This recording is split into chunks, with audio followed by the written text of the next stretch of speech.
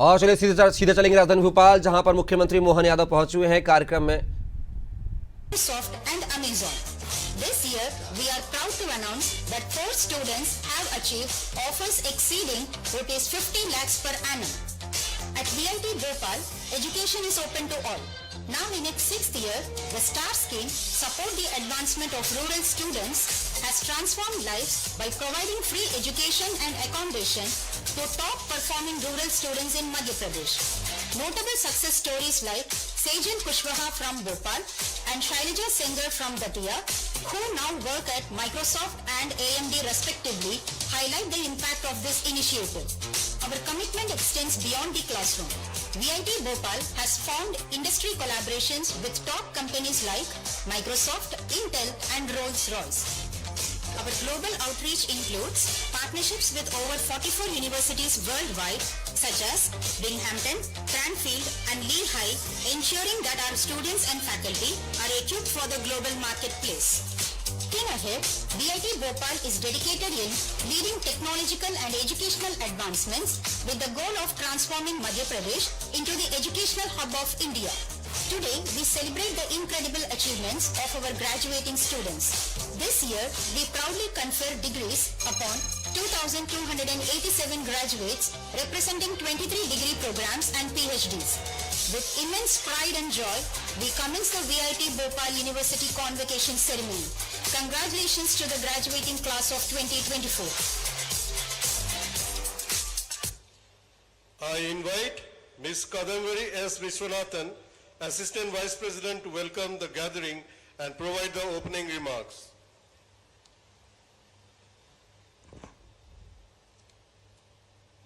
Chief guest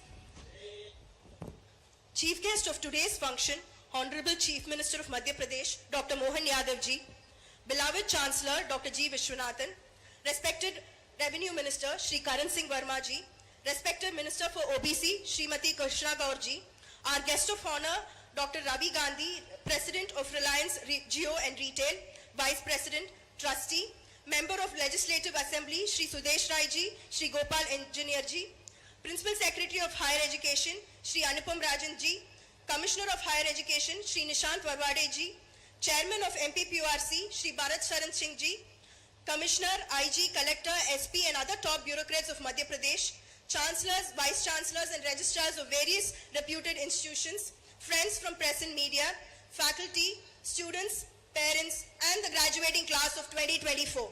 My pleasant greetings to one and all. It is with immense joy and pride that I welcome you all to the 5th annual convocation of VIT Bhopal. मुख्यमंत्री जी का मार्गदर्शन हमारे लिए है वरदान. Madhya Pradesh should come to Madhya Pradesh also, and we are here always with the Chief Minister and the government to increase the number of students who are having higher education and also the quality of education, because unless we have quality, we cannot compete with the advanced countries.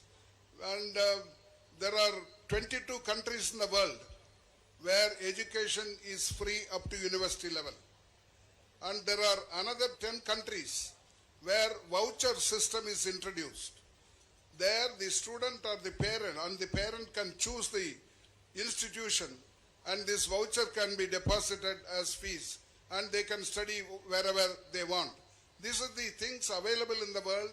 It may not be immediately possible for us, but we must take care of the children from poor class and the middle class so that they can also have the benefit of higher education. Only then their future will be safe. Per capita income can be increased. The economic inequality can be also brought down. At present, no doubt we are growing, but the benefit of growth is not reaching all the sections of the society. To give you a concrete example, in the year 2000, there were only 9 billionaires in India. You know what is a billionaire? If somebody has 8,000 crores, he can be called a billionaire.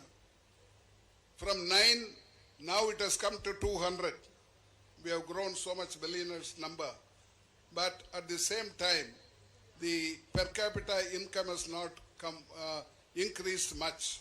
For example, it is $1,600 in Madhya Pradesh, whereas the average is 2,700.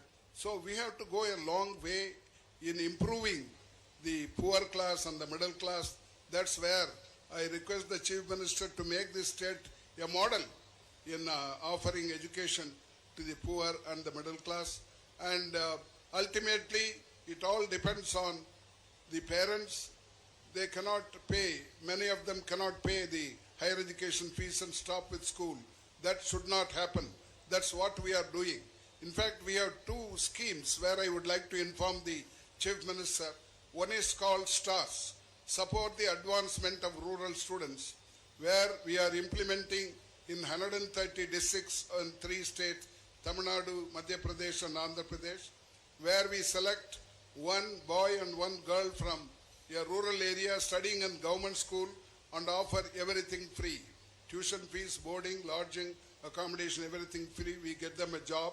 And I find that the boy or girl, after completing 4 years of study with us, Sehore के विधायक श्रीमान सुदेश राय जी, हमारे पूर्व विधायक जी भी पास में बैठे, कहाँ बैठे हैं? जोरदार अभिनंदन इनके सभी के लिए। मंच पर मौजूद कुलाधिपति वीआईटी भोपाल डॉक्टर जी विश्वनाथन जी, वीआईटी भोपाल उपाध्यक्ष श्री शंकर विश्वनाथन जी, वीआईटी भोपाल सहायक उपाध्यक्ष सुश्री कादम्बरी विश्वनाथन जी, भोपाल ट्रस्टी सुश्री रमणी बाला सुंदरम जी, हमारे प्रोफेसर भरत शरण सिंह जी, प्राइवेट विश्वविद्यालय नियामक आयोग अध्यक्ष, क्रिप्स के डायरेक्टर श्री श्रीकांत पाटिल जी, हमारे कमिश्नर उच्च शिक्षा निशांत बरगड़े जी, इस अवसर पर हमारे अपने वीआईटी परिवार के अंदर जो अध्ययनरत विद्यार्थी हैं, उनके बड़ी संख्या में अभिभावक गण भी दिखे हैं। उनके माता पिता, परिजन, आस्था और आसपास के आए सभी सम्मानित भाइयों बहनों, यहाँ अध्ययन करने वाले सभी विद्यार्थी साथियों,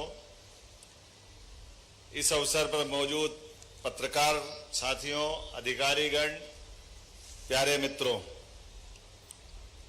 किसी भी संस्थान में जिसका दीक्षांत होता है, शिक्षा का एक तरह से आज के समय में, मैं इसको दोहराना तो नहीं चाहूंगा, लेकिन जैसे दीक्षांत के बारे में कल्पना की गई,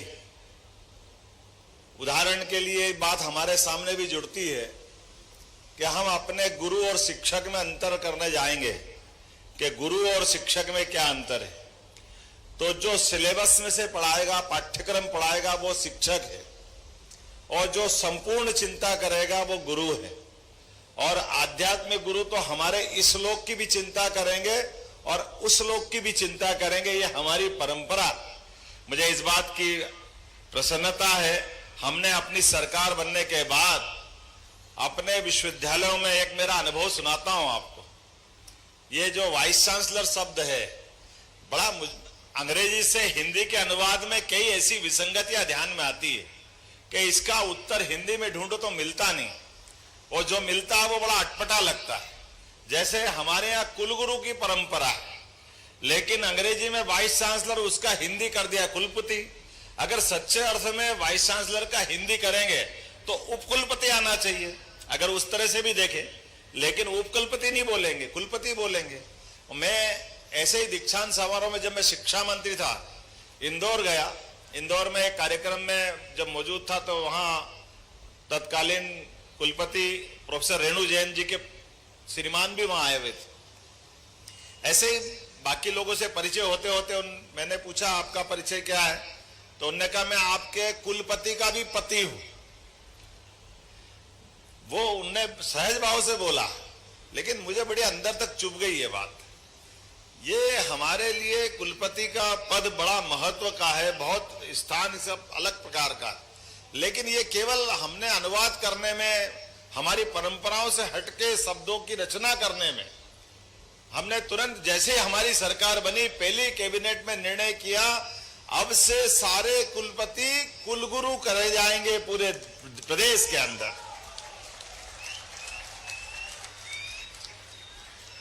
जैसे ही हम कुलगुरु कहते हैं तो वो हमारे उस पूरे भारतीय सनातन संस्कृति से अपने आप जोड़ के देखने की रचना बनाई देती है।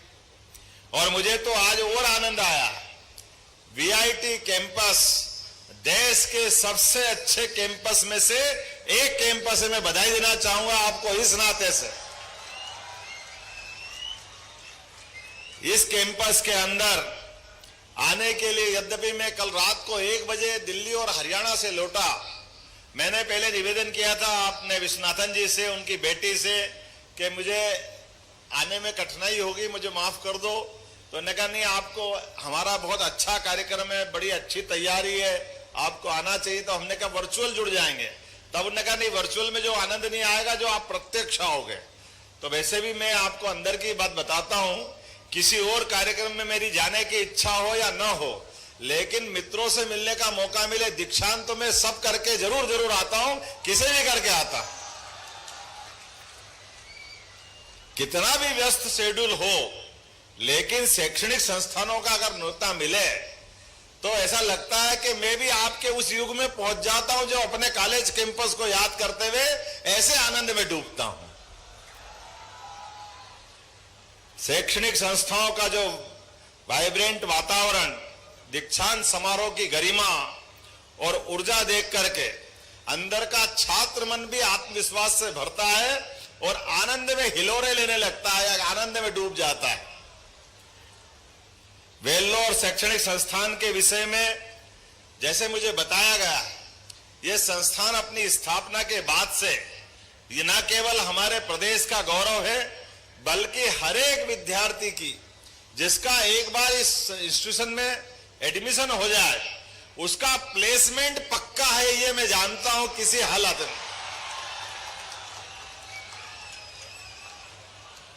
जिस संस्थान में आने के साथ ही हमारी भविष्य की नींव डल जाती है, भविष्य में हमारी मनोकामना, हमारी इच्छा, क्षमता, योग्यता, हमारी अपनी बुद्धिमत्ता, उसके लिए अगर आकाश मिलता है, उससे अच्छा कौन सा मौका हो सकता है। मैं आप सबको बधाई देना चाहूंगा, खास करके दीक्षांत समारोह में। ये 5वां दीक्षांत समारोह है। धीरे धीरे धीरे करते करते ये अपने इस मूल रूप को प्राप्त करने लग गया जिसकी 2017 में नींव डाली गई थी। आज 16,000 के आसपास विद्यार्थी यहां पढ़ रहे हैं। और यहां नहीं, अमरावती, वेल्लोर, तमिलनाडु में 2 यूनिवर्सिटी, ऐसे करके 4 विश्वविद्यालय। अभी तो एक ही विश्व काफी है, ये 4-4 विश्व की गारंटी लेते हैं। मैं आपको बधाई देना चाहता हूं, यह है भविष्य की हमारी तैयारी। और यशस्वी प्रधानमंत्री के लिए जोरदार अभिनंदन करो श्रीमान नरेंद्र मोदी जी के लिए, जिनका नाम ही लेना अपने आप में ऐसा लगता कि 440 वाल्ट का करंट लग गया, आनंद आ गया है। हमारे अपने जीवन में कितना गर्व होता है। आप बच्चों तो बहुत भाग्यशाली हो, कई सारे मित्र तो जिनने अपना थोड़ा होश संभाला होगा, तब से यशस्वी प्रधानमंत्री 2014 से हमको गौरवान्वित कर रहे हैं। लेकिन हमारी ऐसी पीढ़ी भी बैठी है जिनने 2004 से 13 तक के भी प्रधानमंत्री देखे थे, ऐसे प्रधानमंत्री जो बोलते ही नहीं थे।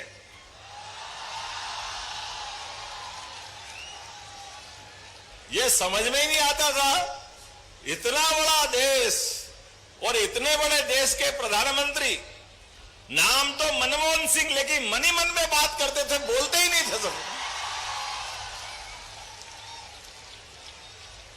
और अब आपका भाग्य इतना अच्छा है, जिनके भरोसे से हमारे देश के प्रधानमंत्री, जिनका उठना बैठना आना जाना और दुश्मन की तरफ निगाह उठा के देखे तो हवा निकल जाती है, ये है हमारे वर्तमान के प्रधानमंत्री। हमको गौरवान्वित करने के लिए दुनिया के सबसे बड़े लोकतंत्र के सबसे बड़े नायक यशस्वी प्रधानमंत्री और प्रधानमंत्री का अपना जीवन भी कितना नीर छीर साफ सुथरा, जो अपने जीवन का एक एक पल अपने देश के लिए जी रहा है, ये हमारे लिए सबके लिए मार्गदर्शक के रूप में है। और वेल्लोर इंस्टीट्यूशन में अगर मैं बात कर रहा हूं तो नवीन टेक्नोलॉजी, अभी मैं आपको बताना चाहूंगा कि हमारे लिए नवीन तकनीक का जो महत्व वेल्लोर टेक्नोलॉजी या वेल्लोर इंस्टीट्यूशन आपके माध्यम से जो आता है, ये यूनिवर्सिटी जो प्रयोग कर रही है। अभी मेरा फोटो खींचा, अभी सम्मान हुआ और इसी समय में उठ करके बोलने भी नहीं आया, इसके पहले फ्रेमिंग करा के मेरे हाथ में फोटो दे दिया। ये आज के समय का हमारा भारत है। और इसी टेक्नोलॉजी की पसंद की अगर हम लिस्ट बनाएं तो हमारे सबसे बड़े नवीन तकनीकों के आधार पर देश को जो आगे बढ़ाने के लिए तत्पर हैं, उनका नाम है श्रीमान नरेंद्र मोदी जी, जिनके नेतृत्व में भारत सभी क्षेत्रों में आगे बढ़ रहा है। खास करके नवीन तकनीक को लेकर के, स्टार्टअप को लेकर के, हमारे अपने बौद्धिक क्षमता, ये जो हमारी बौद्धिक क्षमता है, पहले गया जमाना जब यहां से डिग्री लेकर के बेहतर जीवन के लिए हमको विदेश जाना पड़ता है। आज समय बदल रहा है। आज के समय में बदलते दौर में भारत आगे बढ़ रहा है और विदेश के बच्चे अपने देश में आ रहे हैं, अपने इस संस्था को संभाल रहे हैं। ये बदलते दौर का भारत है। और इसी में मैं आप सबको जोड़ता हूं कि आज हमारे सबके सामने ऐसे सारे प्रश्नों के उत्तर निकालने में मेरे सारे विद्यार्थी समर्थ होंगे, मुझे पूरा भरोसा है।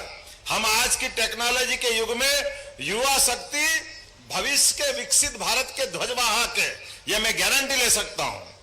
हमारे लिए तो आदिकाल से, आज का नहीं कह रहे, हमारी परंपरा तो इतनी उदार थी। 17 लाख साल पहले, किसको कहते 17 लाख साल पहले, समुद्र के ऊपर भी पुल बन सकता है, ये भगवान राम के काल में हमारी संस्कृति ने करके दिखाया है। और अभी तो हवाई जहाज से ही उड़ता आदमी। हो सकता है कोई ऐसी टेक्नोलॉजी आए कि हनुमान जी ने उड़ के प्राप्त कर ली, ये क्षमता भी भविष्य में हो सकती है, कोई असंभव नहीं है। आज के इस दौर के अंदर बदलते समय में हमारे अपने बीच में ऐसे कई रहस्य हैं जिनको जानने की, समझने की, देखने की और हमको अंततः मानने की अवस्था मिलेगी। कभी कोई सोचा था कोविड के काल में, ये आज से 5 साल पहले ही पूरे विश्व में ऐसी बीमारी आएगी जिसका कोई बाहर से लक्षण दिखाई नहीं देता। रेल बंद, सड़क मार्ग बंद, पानी के जहाज बंद, हवाई जहाज भी बंद, और तो और आकाशवाणी के रेडियो भी गाना बजाना बंद करके बैठे थे।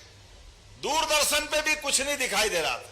लेकिन ऐसे कठिन हालात में यशस्वी प्रधानमंत्री ने पूरे देश के लोगों की रक्षा की, लॉकडाउन लगा करके, डंके की चोट। और मुझे इस बात की खुशी है, सबसे पहले टीके लगा करके जान बचाने का अगर कोई देश को गौरव मिला है तो हमारे देश भारत को मिला, जिसने फ्री में टीके लगाए। ये हमारा देश और ये हमारे देश का बौद्धिक क्षमता है। मैं आज के इस अवसर पर, आज तो ये कितने फ्रंट मिल गए, G20, G7, आसियान, ब्रिक्स, कितने मोर्चे हैं। और भारत की अर्थव्यवस्था 2014 में 11वें नंबर पे थी और आज 2024 के चुनाव तक 4थे नंबर पे थी। और वर्तमान के आंकड़े आ रहा है कि भारत अपने और आने वाले लक्ष्य में, जब तक 5 साल पूरे होंगे, भारत 3रे नंबर की अर्थव्यवस्था बनेगा। यह निश्चित भरोसा हमारे प्रधानमंत्री के नेतृत्व में है। आज हमारे देश के दुश्मनों की हालत क्या है? पहले पाकिस्तान की तरफ से गोली चलती थी, हमारे सैनिकों के सर काट के ले जाते थे, हमारे लोग हाथ पे हाथ धरक के बैठते थे। अरे हमारे घर से बच्चे, कोई डॉक्टर, कोई इंजीनियर, कोई सिपाही बनकर के देश की सेवा करते हैं। उनका खून देश की सेवा के लिए काम आता है। लेकिन बड़े दुर्भाग्य के साथ कहना पड़ रहा था, पाकिस्तान जैसा पिद्दी देश हमारे सैनिकों के सर काट के ले जाए, 10 साल तक अपमान होता रहा, 2003 से 2013 तक हमारे देश ने बदला नहीं लिया, और अब हमारे बीच में 56 इंच के सीने वाले प्रधानमंत्री है। एक बार हिम्मत करे पाकिस्तान तो घर में घुस के मार के आते, ये भारत है और ये वर्तमान में प्रधानमंत्री की कार्यशैली है। आज के समय में मैं अपनी ओर से शैक्षणिक संस्थान में आपकी शिक्षा के बाद दीक्षा की तरफ आता हूं। दीक्षा का मतलब हमारा जीवन, हम अपना खुद का अपना एक संसार बनाएं, और संसार में हमारी ऊंची उड़ान और ऊंची हो सकती है, लेकिन अपनी जमीन पे पैर टिके रहे। हमारे से जो बेहतर हो सकता है वो जरूर करें, लेकिन जो भी करें अपने देश के लिए, अपने समाज के लिए, परिवार के लिए सबको जोड़ के चले।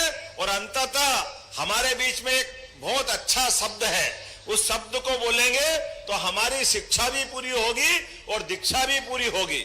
ये शब्द है भारत माता की जय। तो मेरे साथ बोलिए, भारत माता की, भारत माता की। सभी मित्रों का मैं स्वागत करता हूं, अभिनंदन करता हूं और उम्मीद करता हूं ये दीक्षांत समारोह आपके जीवन में सदैव अविस्मरणीय रहेगा। मध्य प्रदेश के सांसद मुझे बताया गया कि देश भर के अलग अलग राज्यों से, कई सारे राज्यों से हमारे बीच बच्चे आए, और ये गर्व और गौरव की बात है। मध्य प्रदेश की धरती से आपका ये विशेष संबंध जुड़ा है, सीहोर जिले से आपका संबंध जुड़ा है, आष्टा तहसील से आपका संबंध जुड़ा है। ये संबंध जीवन भर जुड़ा रहेगा। आप और हम सब मिलकर के सदैव भारत माता की सेवा करते रहे। बहुत बहुत धन्यवाद। भारत माता की जय।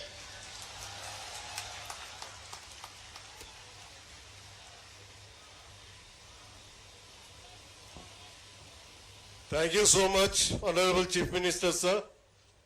A big round of applause, please, for the Honorable Chief Minister.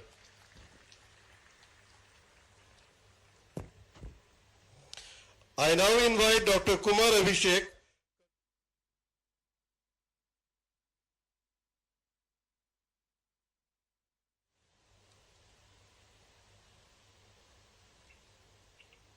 PG gold medalist Siddharth Singh, MTech Artificial Intelligence and Data Science. Pradeep, MTech Computer Science Engineering, Specialization Cyber Security and Digital Forensics. Rishabh Kumar Gupta, MTech VLSI Design.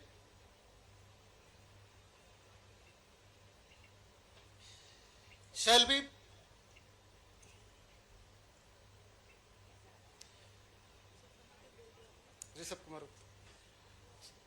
Bajpai, Master of Computer Applications.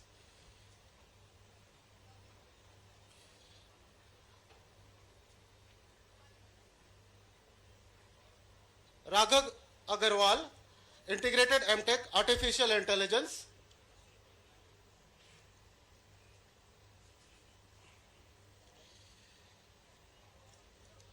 UG Gold Medalists Ishita Agarwal, BTech Computer Science Engineering. Sanskriti Dubey, BTech Computer Science Engineering, Specialization Artificial Intelligence and Machine Learning. Denabola Biswas, BTech Computer Science Engineering, Specialization Cyber Security and Digital Forensics.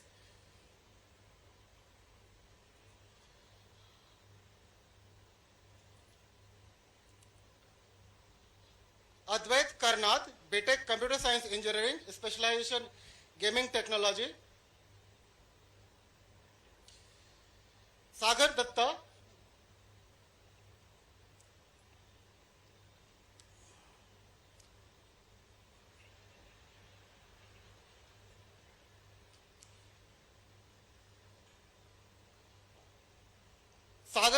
BTech Computer Science Engineering, Specialization Health Informatics.